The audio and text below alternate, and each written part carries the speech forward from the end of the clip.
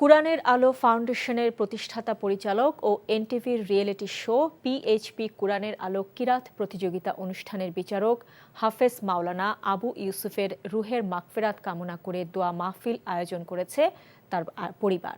বাদ আসর মহাখালীর BSTI staff quarter জামে মসজিদে মিলাদের আয়োজন করা হয়। এই মসজিদে দীর্ঘদিন খতিবের দায়িত্ব পালন করেছিলেন হাফেজ আবু ইউসুফ। গত বছর ক্যান্সারে আক্রান্ত হয়ে মৃত্যুবরণ করেন তিনি। স্থানীয়দের পাশাপাশি মিলাদে অংশ নেন তার সহকর্মী ও শুভানুধ্যায়ীরা। এ সময় হাফেজ আবু ইউসুফের স্মৃতিচারণ করতে গিয়ে অনেকেই আবেগ আপ্লুত হয়ে পড়েন। কুরআনের খেদমতে তার রেখে যাওয়া অসম্পূর্ণ কাজগুলো সমাধান করার কথাও বলেন অনেকে। পরে তার বিদেহী আত্মার শান্তি কামনা করে মোনাজাত করা হয়। এই ঈদে জামা জুতো অ্যাক্সেসরিজের ডিসকাউন্ট।